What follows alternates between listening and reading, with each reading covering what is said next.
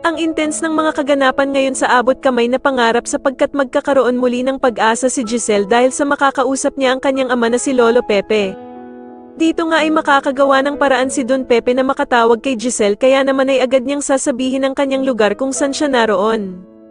Samantala ay muli na naman ngang naisahan ni Moira sila Doc Robert dahil sa hindi naman sila sumunod sa usapan nila na ibibigay nila si Lolo Pepe kapalit ng 100,000,000.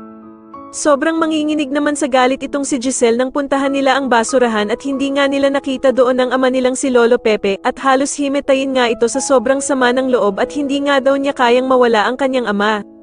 Samantala ay muli ngang ibinalik ni Moira si Lolo Pepe sa kanilang hideout at dito nga ay ipapabantay niya ito sa kanyang anak na si Zoe.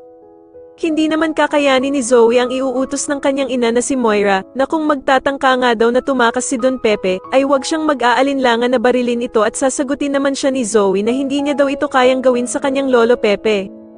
Subalit sasabihin ni Moira na isipin daw nito ang mangyayari kapag nakatakas si Lolo Pepe dahil sigurado nga daw na masisira ang buhay nilang mag-ina. Sa kabilang banda naman ay natulungan nga ni Doktora Katie si Lynette na makatakas sa kamay ng mga tauhan ni Moira, kaya naman ay agad silang magtatatakbo para makatakas.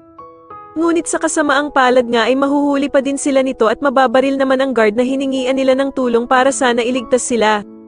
At dito nga sa sobrang takot nila ay magkakahiwa-hiwalay sila at maiiwan naman itong si Lynette na nakatago sa gilid ng sasakyan.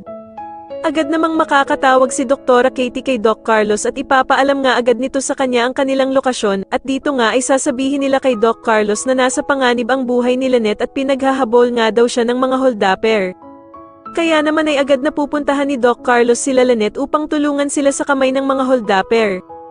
Sa tingin niyo magawa nga kayang mailigtas ni Doc Carlos si Lynette sa mga holdapper at tulungan kaya ni Zoe ang kanyang Lolo Pepe na makatakas? Mas lalo na nga talagang nagiging exciting ang mga susunod na kaganapan kaya naman ay mas lalo pa nating abangan ang mas lalong gumigandang abot kamay na pangarap. Maraming salamat po sa inyong panonood at sana po ay ma-subscribe niyo ako. Maraming salamat po.